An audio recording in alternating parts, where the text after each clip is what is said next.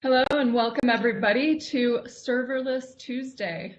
This actually, if you didn't catch the session right before this one, the Developer Experience Office Hours on OpenShift TV was a getting started with serverless on OpenShift. So if you didn't catch it, please go back and watch the recording. It was great. And today we have, for this session, we have serverless functions on OpenShift. And Naina Singh's here. She's product manager for serverless functions. And Lance Ball, he is the lead architect for serverless functions. And if I've messed up your title, feel free to correct me and jump in. Lance is Uber, functions. So I'll just leave it at that. But go ahead and feel free to take it away. I'm really excited to hear all about functions. I think you're still muted, Naina. You're muted, Naina.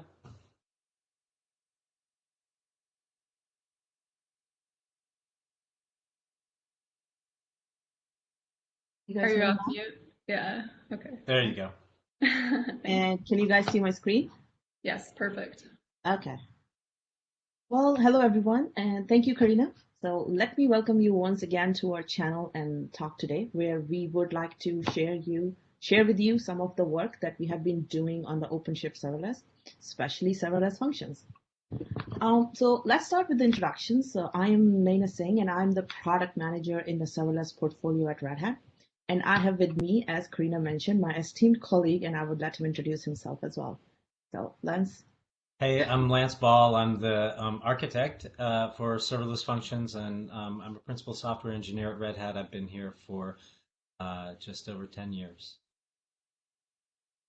For today's talk, so many of you may already be familiar with the concept of functions from products such as AWS Lambda or Microsoft Azure. And many of you may also be wondering, wait, what's the difference between serverless and functions? I thought they were kind of the same thing. That is a common misconception. Lance, would you like to add your thoughts? Yeah, well, I mean, the way I like to think about it is that when we talk about serverless, we're talking about a deployment model, how your applications are running in the cluster or in the cloud, whereas functions are really more about a programming model. So I don't know. What do I mean when I say that? You're going to find out. Stay tuned. The talk and the demo will hopefully help clarify all the difference between the two of those things and help you get started with your first function on OpenShift Serverless. So let's just dive right in. You want to take it, Naina? Yeah. So let's set up our agenda for today. So as we were saying, functions and serverless are not exactly the same thing. So even though those two things are often conflated. So in this presentation, we'll talk about what exactly serverless is and why you should care. So with that foundation in place, we will then spend some time looking at what functions bring to the table with our serverless product. Next, we will try to have a live demonstration of function-based projects, and hopefully that will get you excited about trying out this new technology for yourself. Finally, as at Red Hat, we work on existing open source projects more often than not, so we will provide some links and resources in case you all want to get involved. And hopefully with demo gods willing, we will be done on time and take some questions.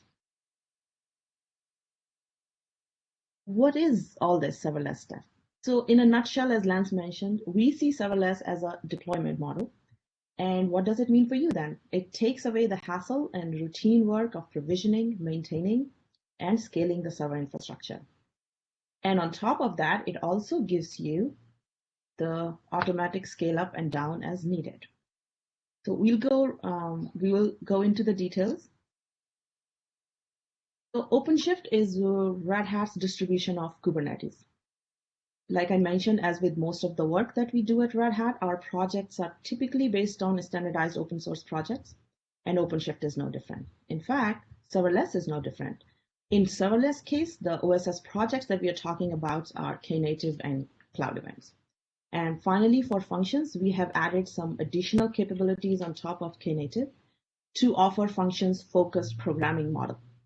And if it sounds too much like mumbo jumbo, don't worry, we'll cover them soon enough, and hopefully there would be more clarity around that. So we started with Kubernetes. So what is Kubernetes then? As we all know, there is a lot of information out there on this and a lot to bite off with that simple questions. For our purposes today, we will just say that Kubernetes is a platform for running container-based workloads. It also provides a flexible declarative API that allows technology like Knative to abstract away Kubernetes further to offer the serverless model that we're going to talk about today. We all know that Kubernetes is in widespread use today across the enterprise technology ecosystem.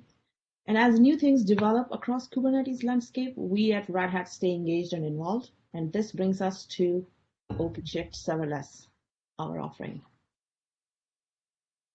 We'll quickly cover one more time what is serverless at Red Hat, how we see it.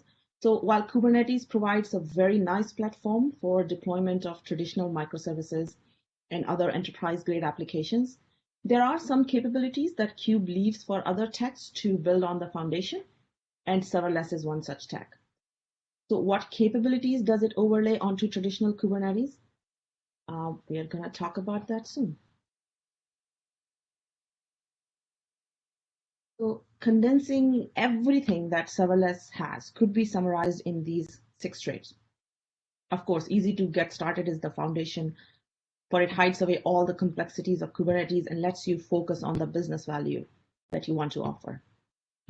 The second important thing is the stateless, because for the most part, state is handled by other services, which makes the auto scaling easier and faster.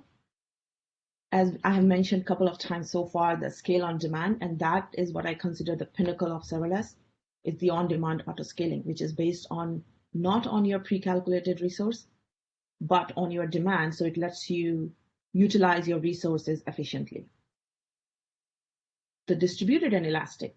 So we all know that in this era, modern applications suffer from the new challenges, such as being always on, the high availability, and all these things need to happen on the global scale. And for that, software solutions need to be distributed on multiple infrastructures and also need to be elastic enough to do so. And serverless applications could possess these qualities. Event-driven. Now, I believe the heart of serverless is its event-driven nature, which also makes the apps elastic. So if we think about it, at its most simple form, a task needs to be performed when a request comes in. So if we design our solutions using this pattern, our solutions becomes loosely coupled using events. It makes our solutions reactive and be able to respond in real time. And then serverless makes them scale depending on the demand. And in the middle is the cloud native that makes it all possible and ties it together for serverless.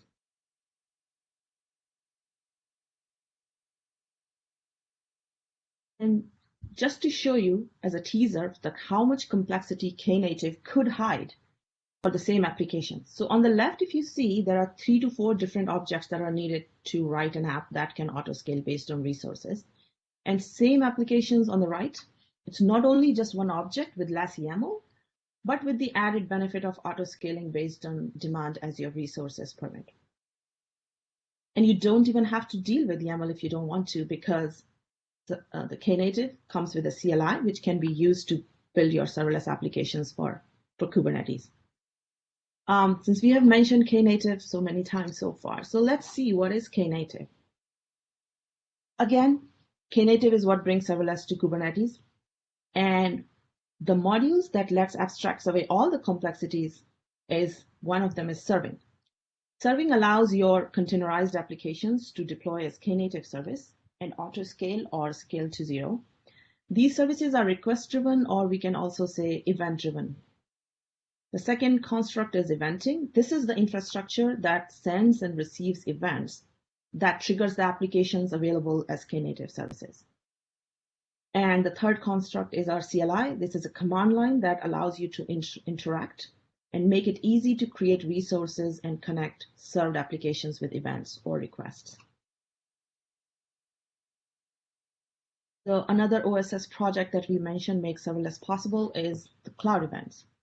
So events are the key for event-driven architecture. And this architecture, as we already mentioned, could solve lots of modern day challenges, which raises the need for consistent, accessible, and portable events across different components of your solutions.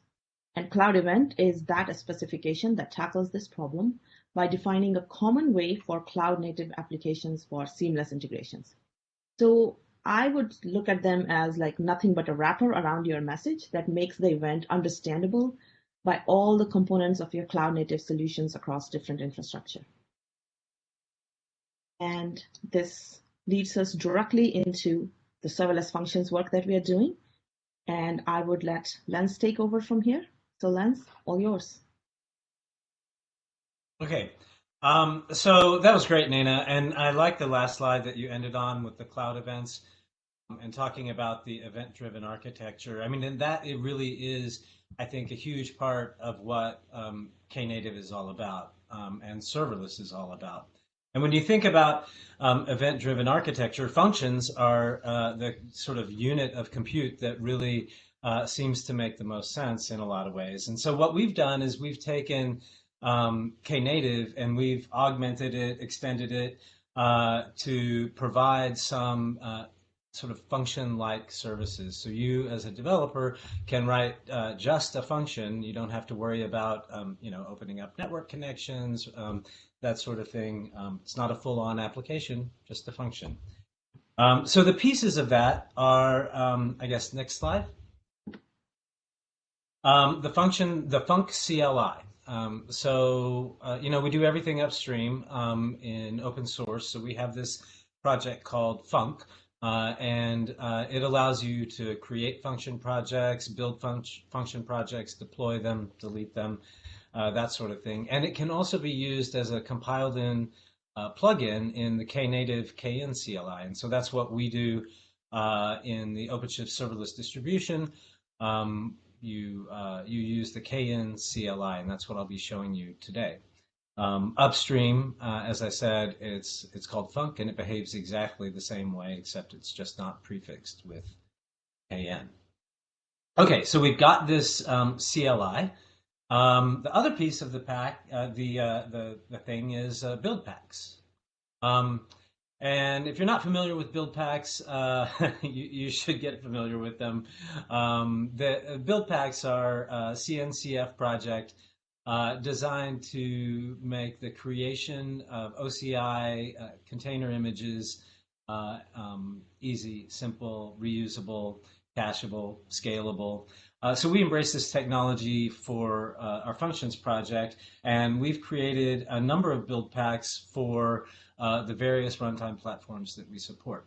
Node.js, Python, Python's in the works, Golang, and Java, both Quarkus and Spring Boot. Next slide, please. So, how does all this stuff work? I mean, I've told you what the tools are and what the technologies are underneath.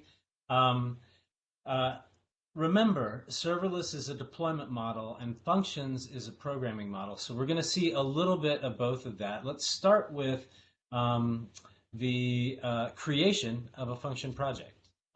So next slide, please.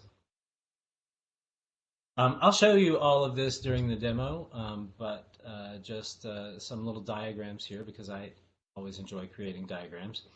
When you create a project, it's really easy using the CLI, kn func create, and built into the function CLI are some templates for easily getting started with your application or your function, and it just creates a function project for you in a directory.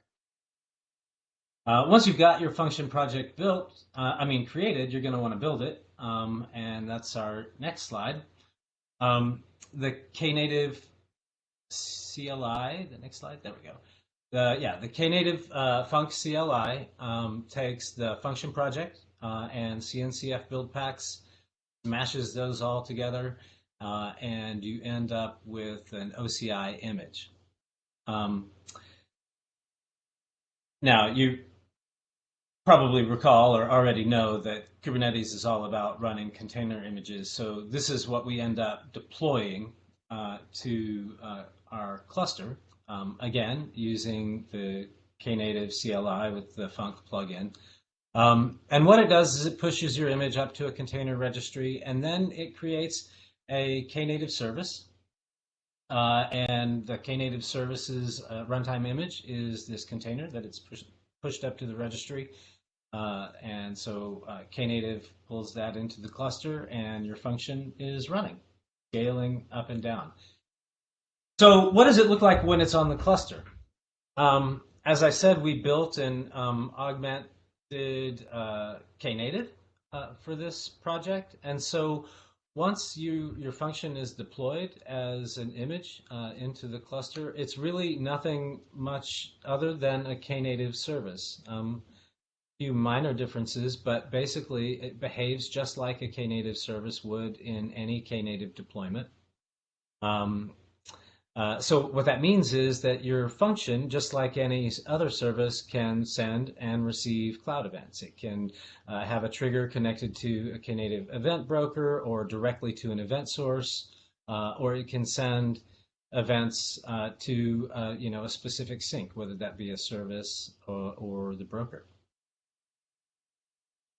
Okay, so I kind of described all of that, talked about all of it. Maybe it's time that we have a demo. Before I jump into the demo, can you bring up the next slide, Naina? I just want to show a little picture here. So if you're familiar with the OpenShift Developers Console, this might look familiar to you. What you've got here is a few Knative services, 3 Knative services connected to a broker. The little lines connecting them to the broker represent triggers, and then we have an event source on the left-hand side that we're using CamelK for. This is what we want to get to. Hopefully we will by the end of the demo, but we're going to start really small. So maybe I can share my screen and jump over here to my terminal. So I stopped sharing that, so. Okay. All right. Can you see my terminal? Yes, we can. I'm assuming you can. Okay, so I have an empty directory here called demo. I want to create a new function project. It's really simple. Well, first let's just see what we can do with the knfunc command line. As you can see, there's a bunch of different commands available. We can see some examples, right? But let's just do it. So I can just do knfunc create, and I can give it a name called myfunc. I can type. And it's created a directory called myfunc. So I can go into that directory and see what we have there. By default, the function that gets created is a Node.js function, and it's designed to receive raw HTTP requests. So when we talk about the event-driven architecture behind Knative, Knative, it's sort of lingua franca is cloud events, but obviously a Knative service can receive just standard HTTP requests as well. And so by default, the function that we create is Node.js receiving HTTP because that's sort of easiest to sort of wrap your head around. Let's look at that, see what it looks like.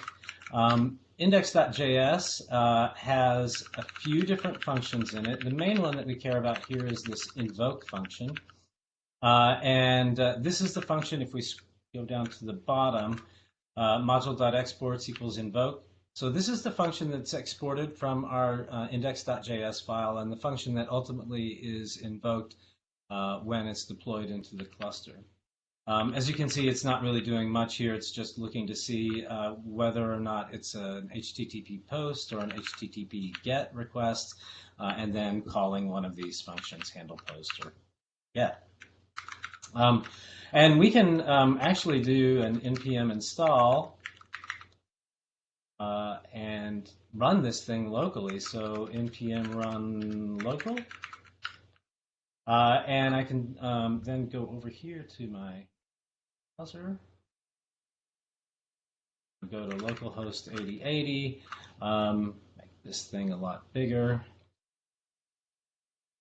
and we can see that it's receiving my request. And I'm just running this thing locally. I'm not really doing anything exciting here, but let's.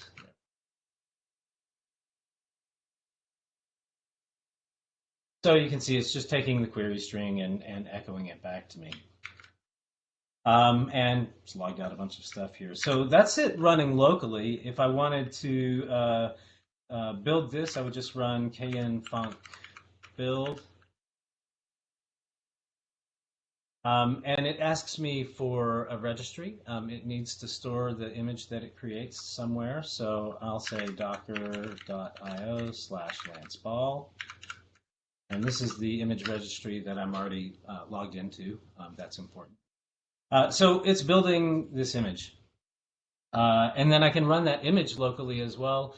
If I just use the kn-func run command, that image will run locally as a Docker container because sometimes, or an OCI container image, because let's just do it.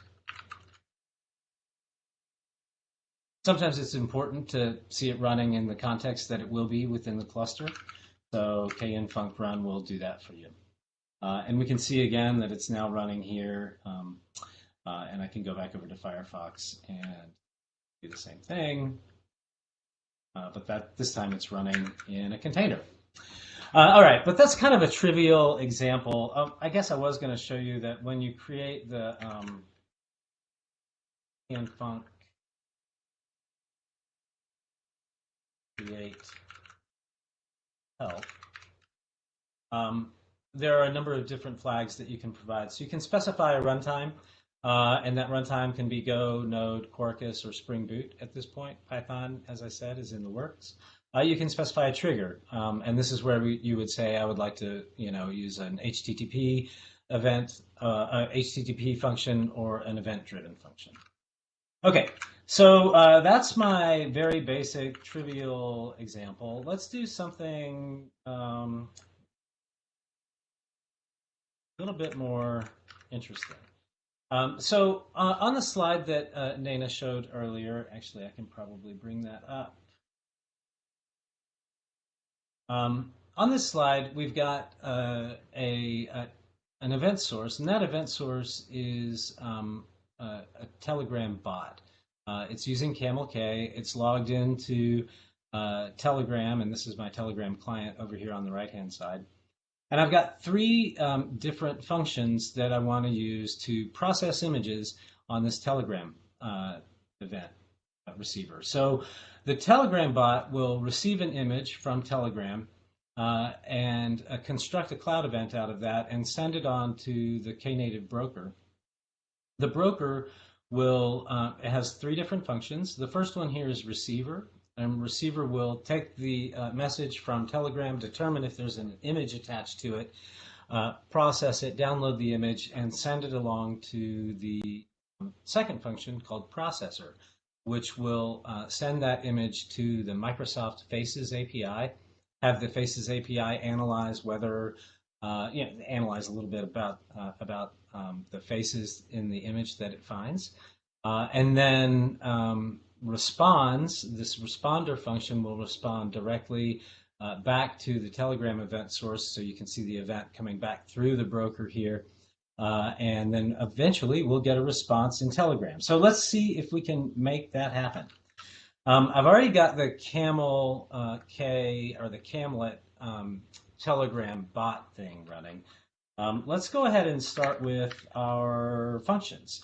So the first function that we have is the receiver, right?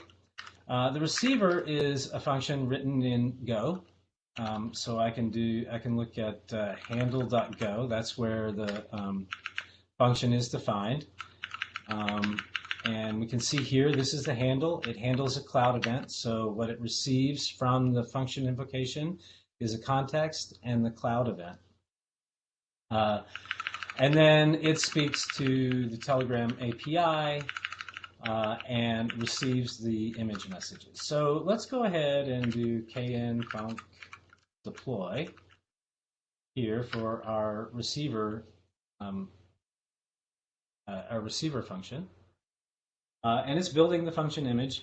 Now, I want to be able to have this receiver receive events specifically coming from the Camlet. And I know what kind of events those are.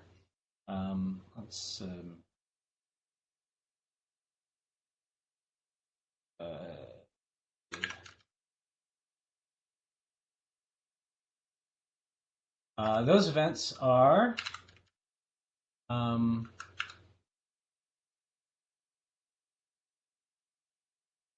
trigger receiver events, and these are telegram.message. So that's the cloud event type. The type is a required attribute for a cloud event.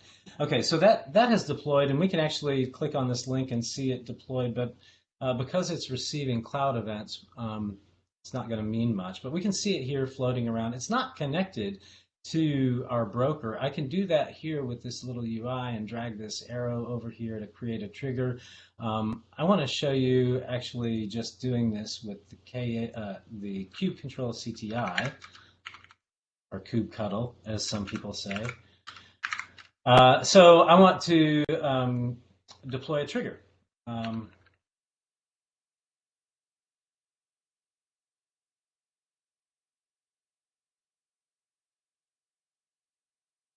So this is my receiver trigger, and if we go back over here to the terminal, to the console, we can now see that my function is connected to the broker, and the Telegram event source is connected to the broker, sending events that way.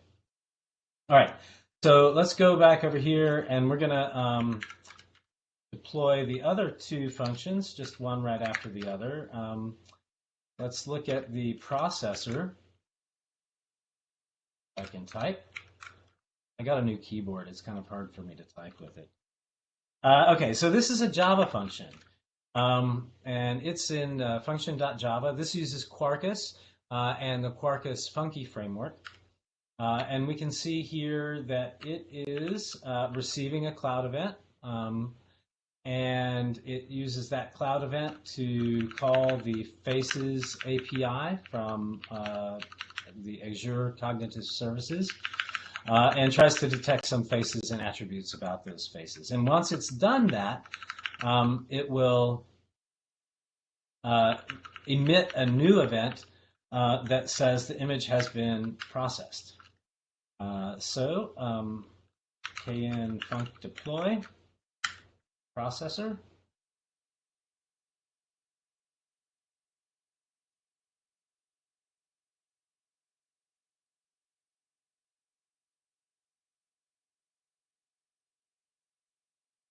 And let's do this.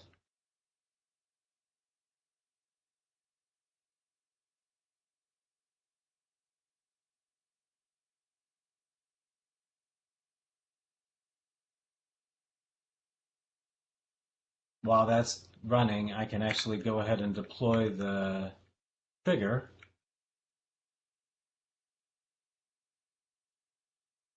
For the processor.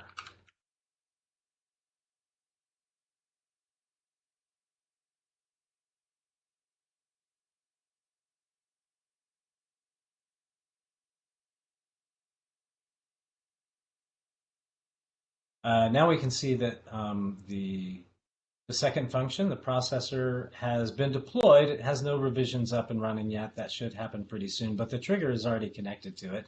And if we click on that trigger there, we can see that it's filtering for cloud events coming from the broker of telegram.image. So the way this works is Telegram event source, I send a message through Telegram. This event source processes that message and turns it into a cloud event, sending it to the broker. The event type is telegram.message, which our receiver has instructed the broker that it's listening for. And the receiver responds with an event of type telegram.image, which goes right back to the broker, and the broker knows that the processor is interested in Telegram images. Okay, so the last thing that we have is the responder. The responder is a Node.js function. It's receiving a cloud event, returning with a promise. And as you can see here, there's a little bit more going on because it's basically it's responding to the Telegram client with some text here, so there's a little bit of formatting. One thing I did want to point out, though, is what's interesting about this particular function is that it does some asynchronous processing in the background, that is talking to Telegram, and it doesn't need to respond with an event or anything like that. So when the broker invokes this function, it can return immediately with HTTP 204 no content, and then go on and about its work of responding to Telegram. So let's deploy this thing. While that's happening, I can go over here and deploy the responder trigger.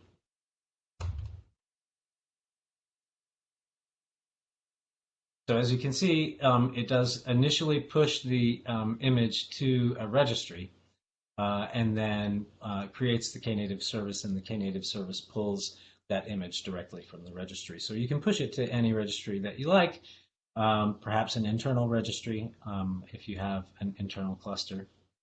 Okay, and now we can see that we have all three of our functions kind of deployed. Now in Knative, the reason I say kind of deployed is that in Knative everything can spin down to 0. So all of these functions at this point have already spun down to 0 replicas. If I click here, we can see that there's no pods available for this thing. This one I just created, so there is a pod available for it right now. And if I want to look at the logs, we can see that my node function has started up. So let's try out this application. Let's see what happens if I send this thing an image. Oh, this is a friendly looking old guy. Let's see what's going to happen. Okay, we can see that the Telegram event source has sent it received that image. It sent a cloud event to the receiver, which is spinning up. That responded with an event of type image.process, which caused the processor to start to spin up. And then finally, the responder will spin up after the processor has finished making its calls to the Microsoft API. Now, this is one of the issues that you do need to think about when you're dealing with functions and serverless applications as a whole. Because of the whole scale to 0 model that's built into it philosophically, you do have a potential startup time when those functions have all scaled down. And that startup time can sometimes take a couple of minutes here. So we can see now that Quarkus has started up. Try sending another image. Surprised kid.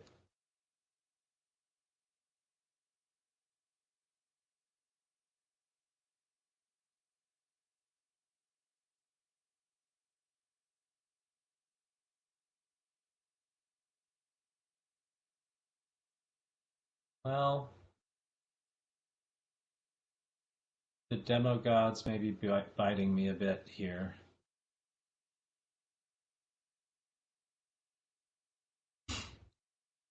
We will get the results soon. Ah, there we go. Okay, so it found one face in the image, clearly a surprised face. So now all of these things have already been spun up. So let's see if we can send a few more pictures and get a quicker response back. Yeah, so that was much, much quicker. And you can see that it found 15 faces in the image and is guessing at some of their attributes.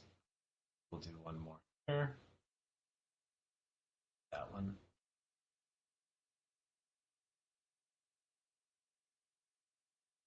I have better images somewhere. Oh, a sad baby. Will it recognize that the baby's sad? Unknown. Yes, a little bit. Okay, so that's kind of interesting. So what happens if I want to handle different kinds of events? I could change this trigger, and I could change it to just listen for image text, image.text, because the receiver is actually capable of handling multiple event types. So if I go over here to my trigger,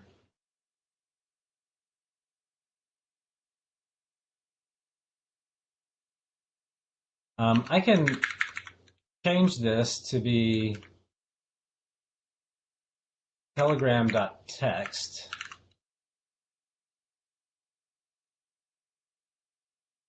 And then redeploy that trigger. So now when I send a text message to Telegram,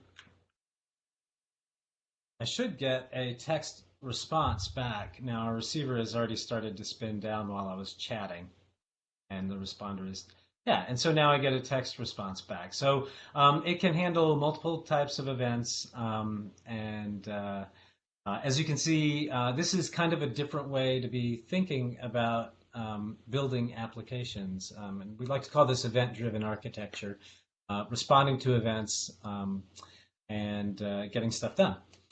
So I guess that's really it for the demo. Maybe I'll stop sharing my screen now. You want me to start sharing screens because we want to talk about the involvement plans, or you do? Yeah, why not? Yes. Okay.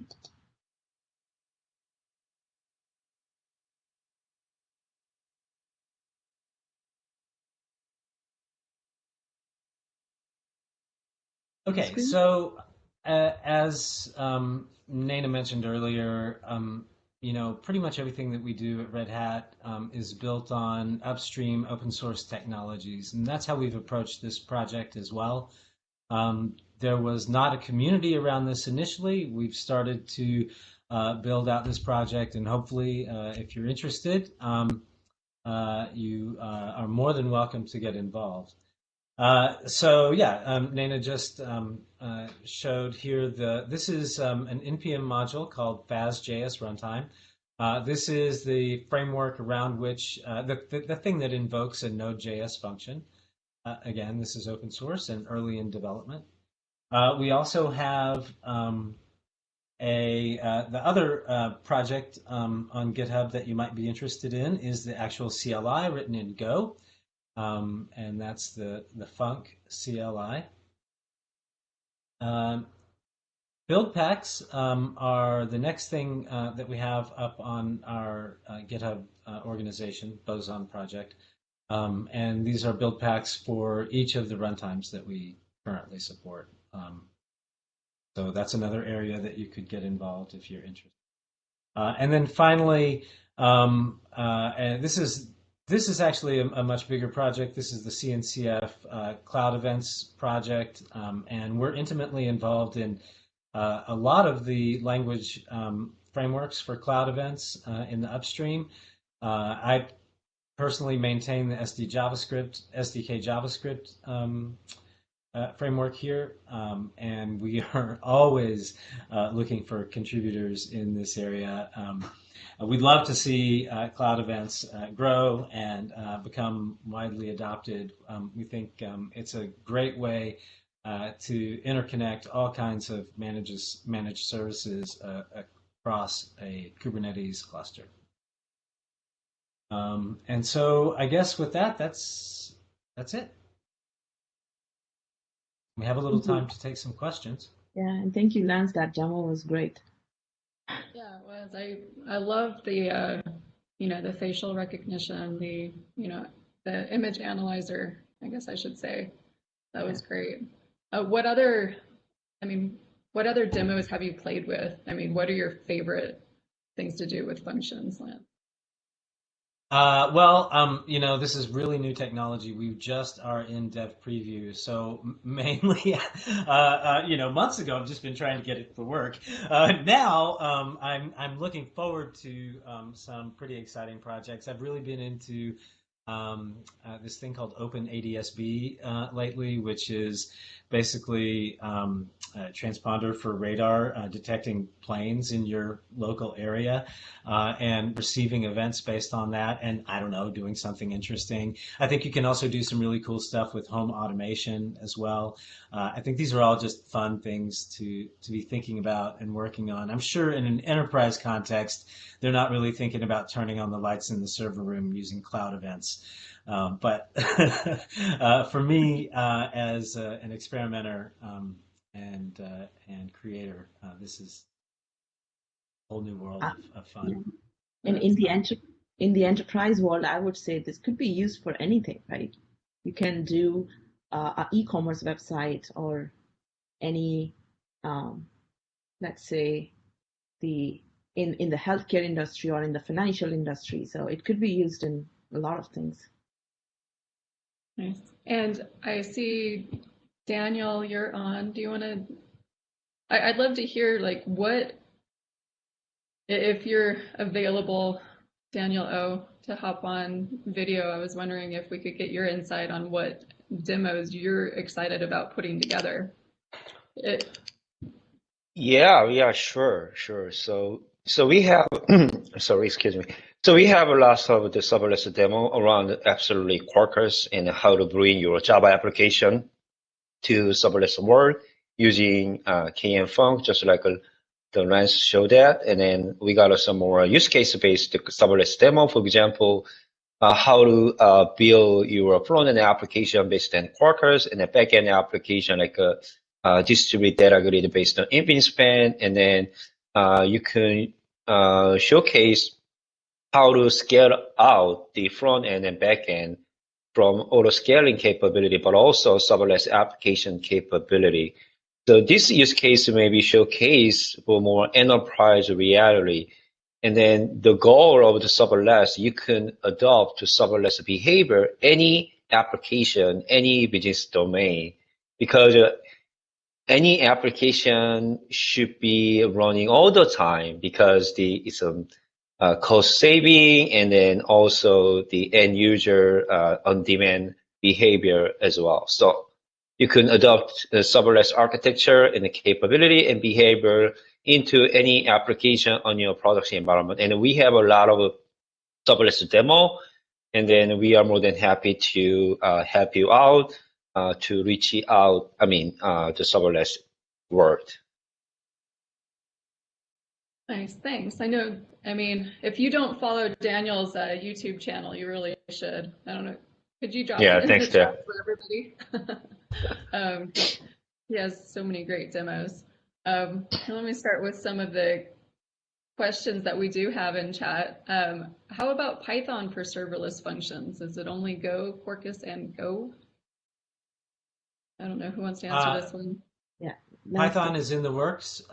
We hope to have that out with our next, hopefully a tech preview or our next dev preview. The next sort of named release should have Python.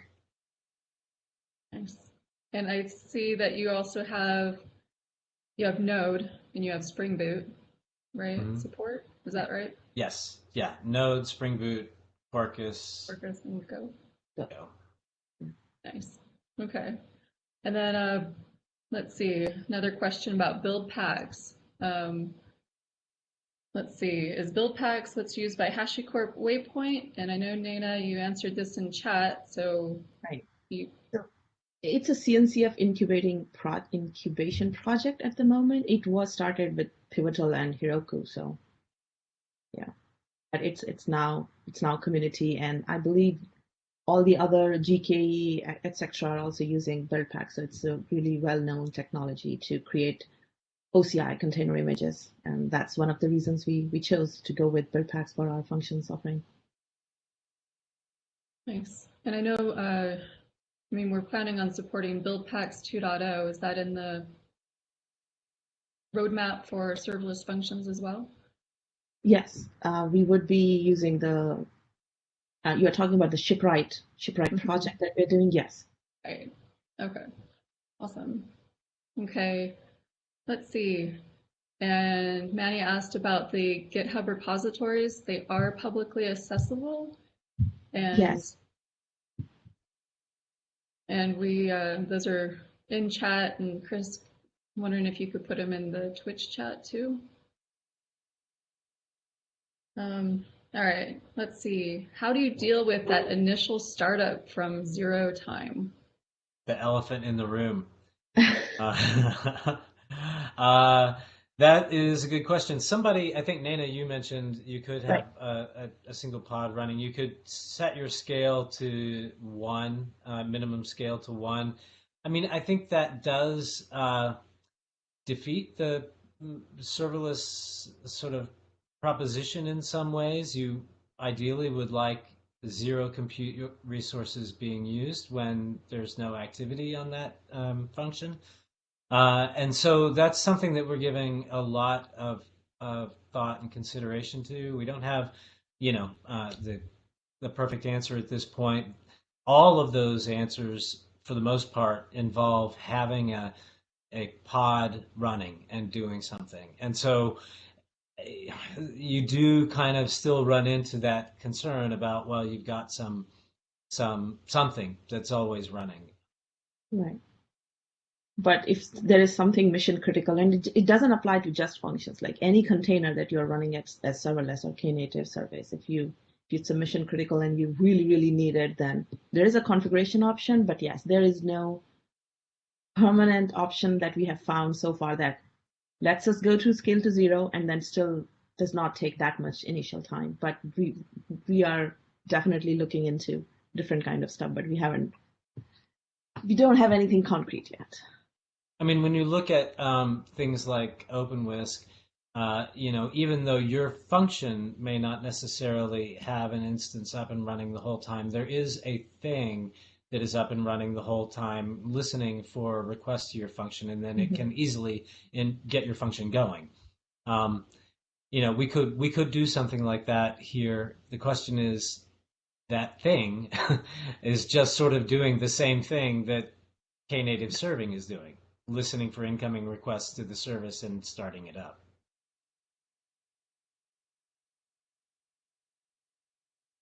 All right, let's see. Oh, thanks for putting the demo sources there too, Lance. I just saw that in chat. That's awesome. I know, so Greg's asking about the annual subscription model. This is probably something that, as a whole, people ask about for OpenShift, but, Super Bowl type event where you're scaling up, right? So, Naina, do you think about this? And, as you're dev previewing functions and... I'm not sure I understand the question in the sense that subscription model, like how are these two things connected? So if you could give me more context around that, like, so the scaling on Super Bowl type event. Right. So subscription. Yeah, Greg, if you want to put some more context into the chat, and we can come back to it. Yeah, I'll come off mute if that's okay with everybody. Thank you. I'm just an essay. I really appreciate the demo. It's so awesome. I was just wondering, what's the messaging, if with our annual subscription, if someone needs to have serverless functions scale up a limited amount of time, right? So they need limited compute, or they have limited compute, and they they have one event that they need to scale up, and they don't know how big they need to scale up for. It would seem that our subscription model doesn't really accommodate for the serverless model very well, just because you have to forecast exactly what you need beforehand. Does that make sense? Yes, at least it makes the question. Yeah. Okay. So I don't have answer for you right now, like how the annual subscription model can do this. But the way I see it, like for example, if the OpenShift serverless comes with the OpenShift, right? So it could use all the resources that you have purchased in OpenShift to do the scaling, and my understanding might be off, so I need to come back to you, but that's how I was thinking about it. Lance, do you have more info on this? Not really. I mean, that's sort of like what our sales models are, sort of outside my realm of knowledge. No, that's great. I appreciate that. This is one where, no, thanks, Greg. I mean, that's something that people do ask. So I think as the team goes into, dev and tech preview, and then finally GA, you'll get better answers around that.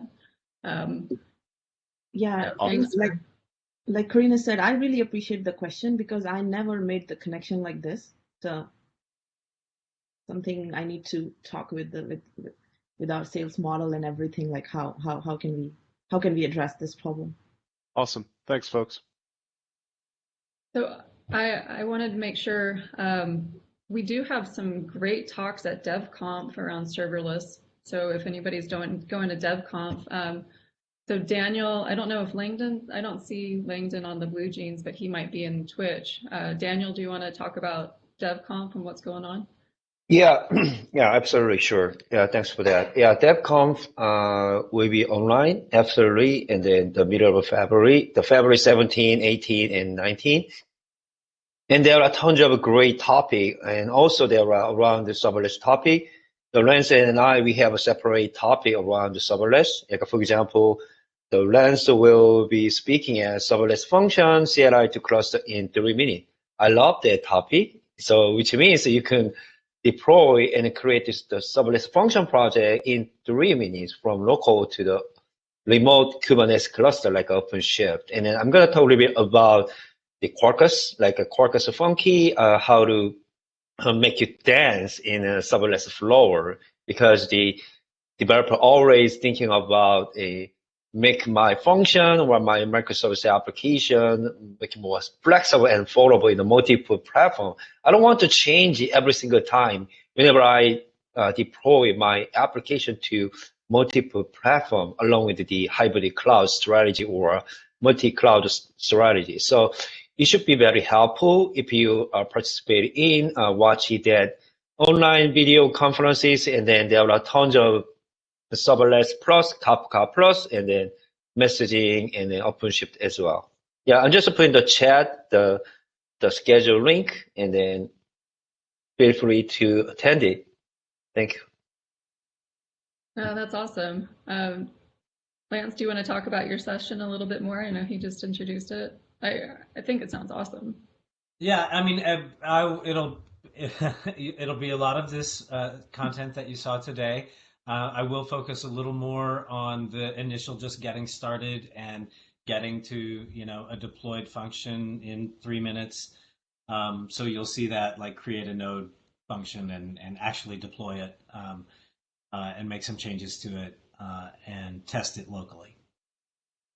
Awesome. And nobody has to deal with the jet lag. I don't know about exactly. Yeah. That's At the one point, point. I was scheduled to actually do this at 2:30 in the morning, and I was like, I can't do that. So there's no jet lag, but there is a time difference. Yeah. That's a good point. The most sessions are pre-recorded, but the old speaker will be there on time, like the EMEA time zone, and we need to more than happy to address your question, right, Lance?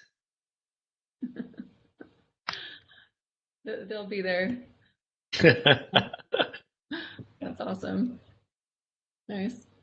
So in our final few minutes, is there anything that you would like to share about serverless functions, and when will people be able to start playing with it?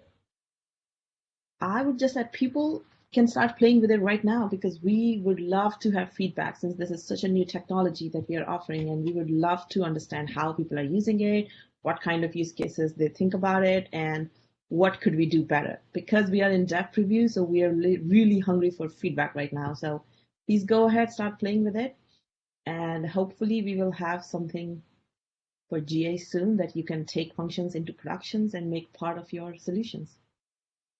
And also, we definitely want everybody to join the GitHub communities or for the projects. Is there also an email address that, people can send feedback? How else can people share feedback as they're playing with functions? What's the easiest? So I think right now it is the GitHub only, but that's a really good point. Maybe we should have a dedicated Google Forum email for it. So I'm gonna work on it, and we can share with you, Karena, and then you can I mean, We'll not share on the live TV right now, but we can share it in a different way. Probably put it in our GitHub repo itself. Okay. Okay, we'll share that out with the slides and the recordings and a way for everybody to submit feedback, because that would be great. That would be great, yes. And Daniel mentioned that the dates for DevConf are February 18th through the 20th. So. Sorry, my bad. Thanks for that. All right, thank you everybody. Lance and Naina, that was great. And thanks for jumping in, Daniel. And everybody so on much. It was really fun. Thank you. It was fun. And thank you for inviting. And maybe once we have another great demo, we can come again. Yes, Yeah. that would be wonderful. All right, and thanks, Chris, for producing. And do you want to see us out?